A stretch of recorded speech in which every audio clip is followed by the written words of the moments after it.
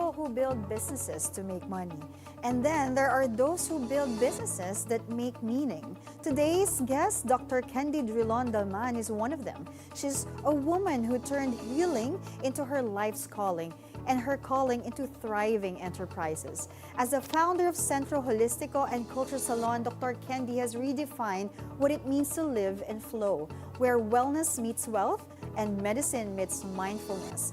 In a world that glorifies the hustle, she teaches us a gentle truth that abundance isn't chased, it's created from alignment, purpose, and care. This is the business of healing, what money means to a holistic doctor. Hi, Doc Candy. Welcome to the show. Thank you for having me. I had a shout out, by the way, kasi parang I was like, one of the guests that I have were looking for like preventive healing. But what I want to ask from you is, how did it all started? Oh gosh, it's a nice story actually because I started out not wanting to go into clinical type of medicine.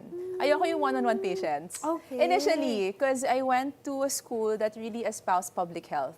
So that was my initial goal talaga, to get into the public health scene. So I started out with a public health, parang an NGO that handled health leadership. Where did you take your medicine? Ateneo School of Medicine and Public Health. So yung public health part, yung medyo in-imbibe ko nung med school.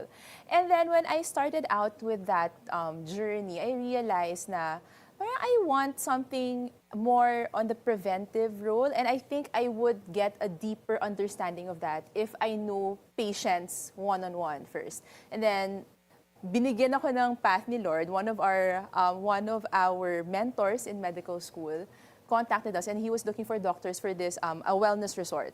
And then doon na kami nag-start. And so me and my husband, not husband then, he was my boyfriend pa that time. We started out there. And then eventually we decided to leave because ang mahal doon eh. So I couldn't bring my personal patients there kasi ang mahal. Yeah, so hindi siya sustainable. Yes, and medyo malayo siya from Manila. So we decided to leave, and then when we were looking for a place where we could practice, parang wala kaming naka-jive na energy dun sa mga existing clinics. Ay, naniniwala ka rin doon sa yes, jiving of energy. oo. So, and then eventually, one of my friends, ito yung hindi alam ng madaming tao na how Centro started. One of my friends, he has a gym. Or that time, parang they have this gym in a space in Pasig. And then we were just talking like, ano kaya magandang ilagay sa tabi nyo? And then I'm like, alam mo, parang maganda kasi may recovery kami, may ganito, ganyan, ganyan. And then when they were offered this space, initially in BGC pa, may extra 100 square meters na space doon. Pwede na. Oo. So we already conceptualized what Centro Holistico was gonna be. Hindi lang kami natuloy in that space. Okay. And then we're like, wait, we have the concept na eh. So naghanap kami ng iba, and that's when we decided to open in Alabang. Because puro taga Paranaque din kami, puro taga South. So that was the first branch? That was the first branch in Alabang. It was a Hail Mary. We had no idea if it would fly. Wow. So those also that started out with us, syempre yung mga naging investors namin, kapatid, mommy, ganyan. So it was really a Hail Mary. And we were just very thankful that that natuloy-tuloy namin siya. And then when did you say that, it's taking off? After a few months. Wow, few months lang. Kasi of course the practice hindi naman very sikat, diba? Like the treatments themselves, It's a start. people know na. It's they're early adopters, or like one of the early adopters I think of preventive. so. I think 2014 we started off. We started the first clinic then. Hindi pa malaki yung wellness industry noon eh. Diba? Like spas were in, gyms were in. Yeah, but it's mostly spas. yes, but yeah. like holistic wellness as we know it as we know it now, it's not a big thing yet. So when people started coming in, and it's all mostly word of mouth, because we didn't have budget yet for marketing, diba? So it's all word of mouth. We're like, wait, parang it's going somewhere. And on our second year, we're already thinking, mag-second branch na kaya tayo. Nice. What was the moment that you realized that your calling also is a sustainable business that, could be healing and not like in the healing symptoms, but rather preventive and wellness? I think that's one of the good things that Ateneo Medical School taught us. It's everything revolves around money. I mean, kung wala, In a like good all of us, way. in a good way, because Yeah. it can really bring people up also, Yeah. like what we want to do, what we want to espouse. If hindi mo alam paano hawakan yung pera mo, or how to use it properly, saan ka pupunta? Mapupunta. And we've seen a lot of doctors also that in the practice that really... They're challenged in Diba? investing. Yun yung pinaka-challenge, I think, even not just doctors, but professionals in general, how to handle the money. So that way, when we were looking at the business plan, which we got a lot of help from fellow entrepreneurs as well, because I have friends in the business that are in the business also. They made us see that we have to sustain this properly, so proper pricing without making it super taga and all of that. Yeah. And how did you like in terms of like holistic healing? What did you need to see that made you believe that you know where the flow and the purpose of life should go when it comes to it? We always, I think me and my husband, we always tell ourselves that we just keep on doing what we do. We do it well. We study. We try to look for the best things for our patients, and everything will just follow. If you Nice. always do things with passion and with good purpose, it will just follow. And thankfully na lang na, you know, we have a family, kailangan pakainin, diba? Oo. And yeah, it's able to sustain our family. How did it change? Kasi diba, you met your husband before Centro. Yes. So how did it change your relationship, both of you? So in your money, in your spending, in your saving, when you got married and then when you got kids? Nung una, he's more of a numbers guy. I think sa aming dalawa, ganun yung ano namin, yung dynamics namin. I'm more of the creative, what we can do, etc., etc. Siya yung more money oriented, or mas mabilang, kumbaga. That's why Siya nag-account. he handles the finances. So dun kami, mas more operational din siya. Ako, big idea. So Okay. that's how we're able to balance each other out. So pagdating nung kami pala, syempre, sige, travel tayo, okay lang yan. But we had kids early on na rin kasi. So when we got married, 2014, we had kids na ng our first daughter. Ilan na? 2. Two, So okay. 2016, nanganak na ako, April. So medyo mabilis din. How tough was it when you were pregnant and you're handling the business? Oh, wala. I was in the clinic until I was about to give birth. Talaga?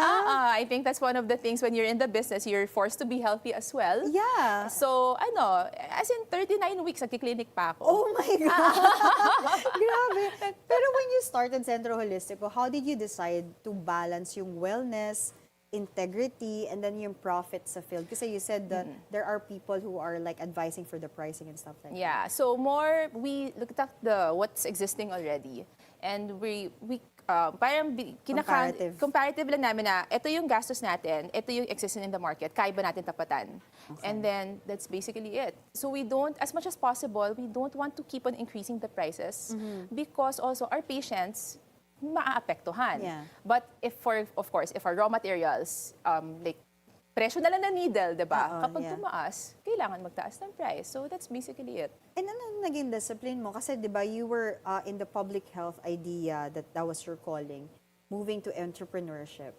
So from healing one person at a time to like building this hundreds of like wellness space, paano siya na-change? Like, how did you move that? I think it didn't really change. It's more of the circle just got a little bit smaller. And I think now what we're seeing, we have more women in the clinic as patients.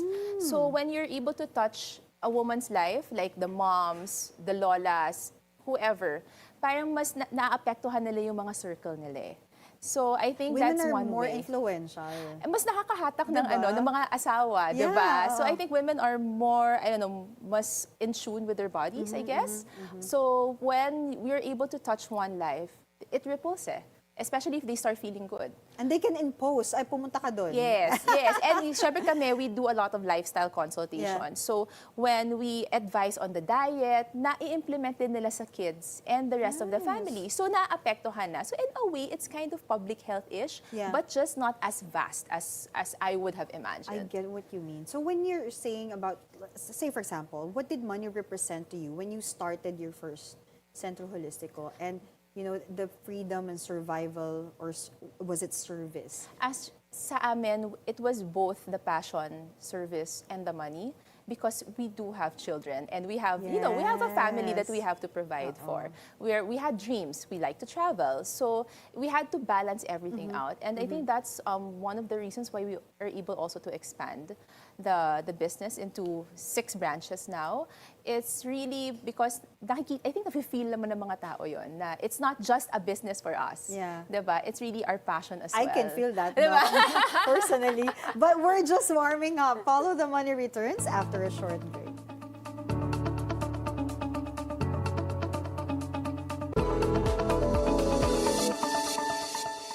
Here.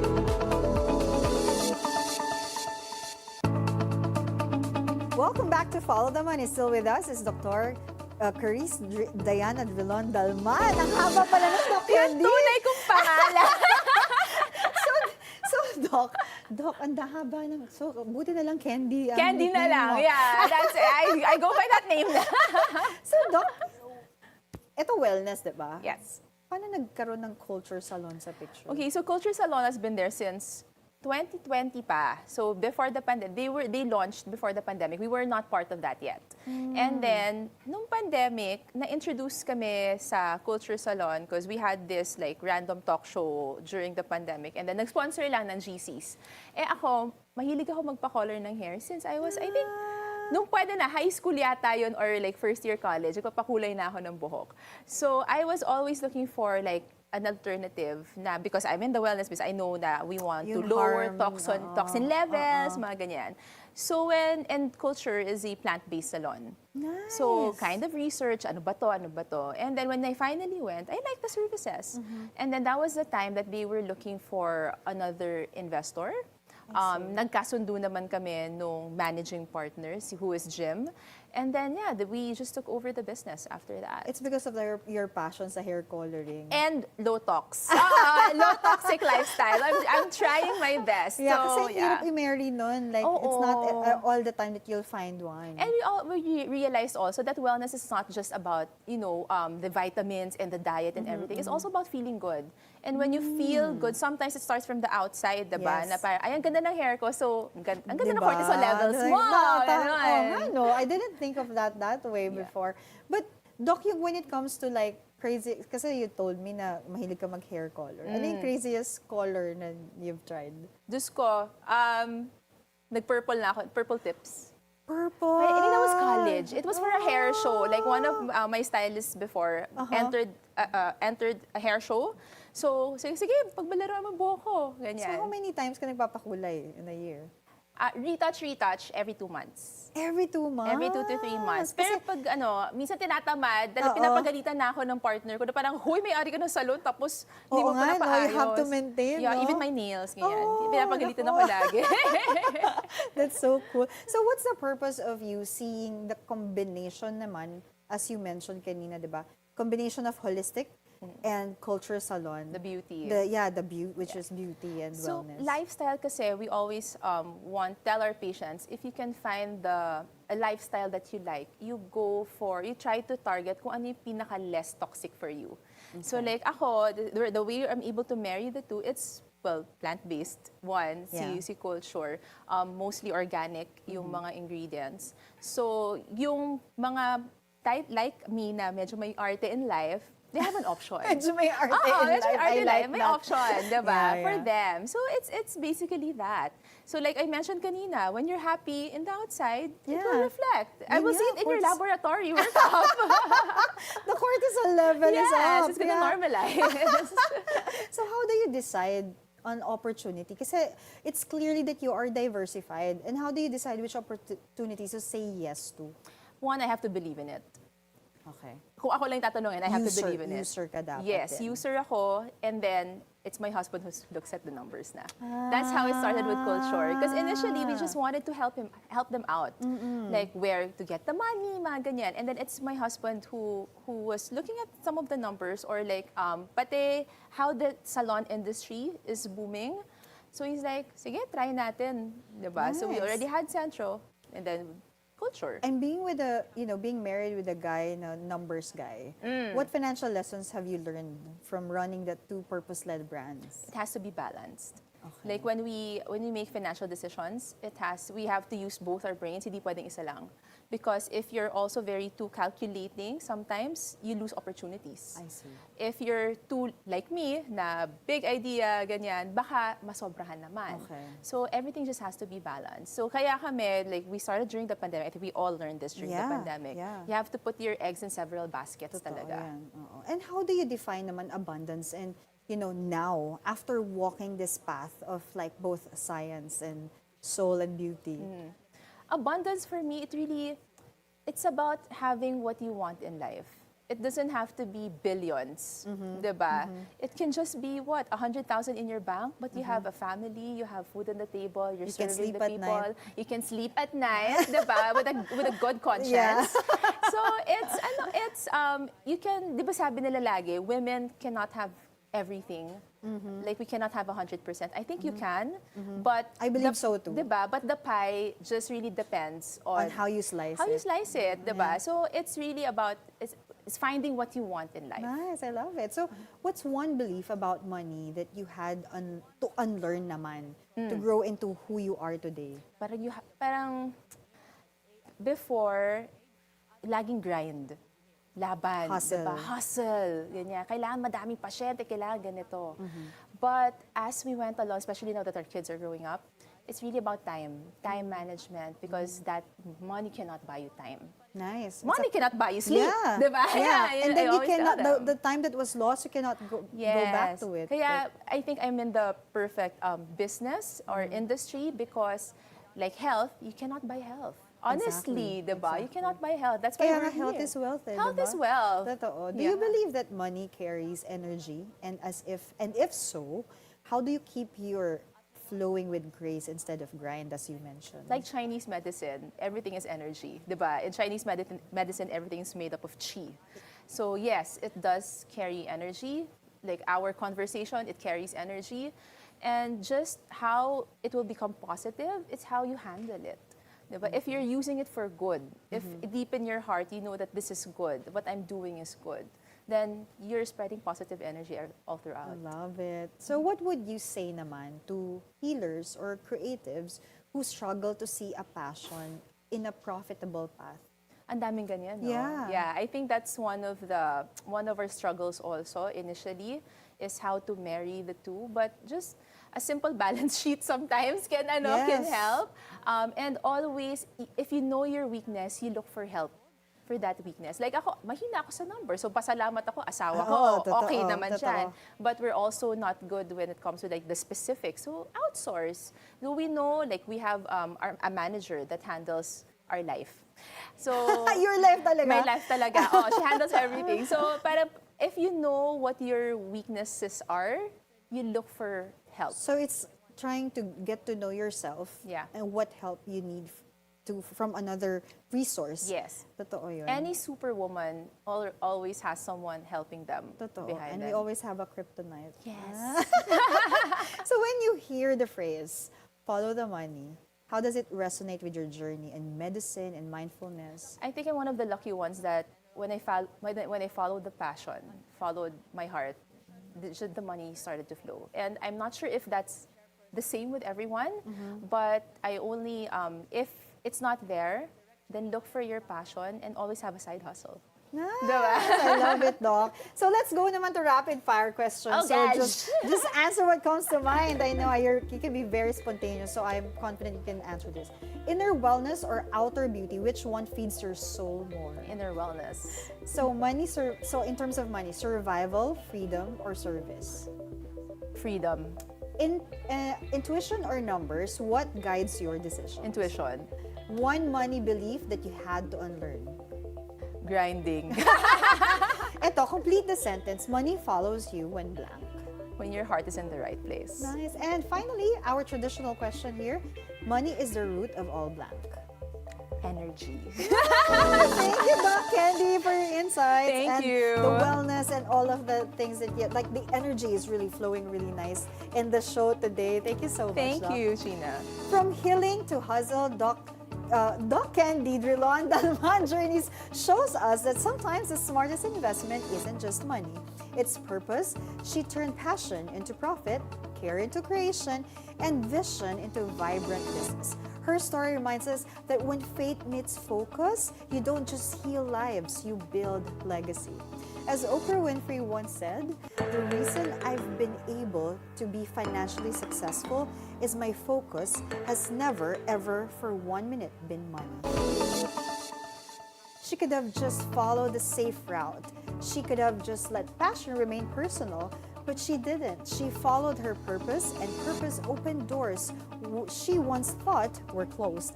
Dr. Candy's life is living proof that when purpose meets perseverance, passion can turn into a thriving brand, one that heals, inspires, and sustains. I'm China Barachina. Stay curious, stay sharp, and always follow the money.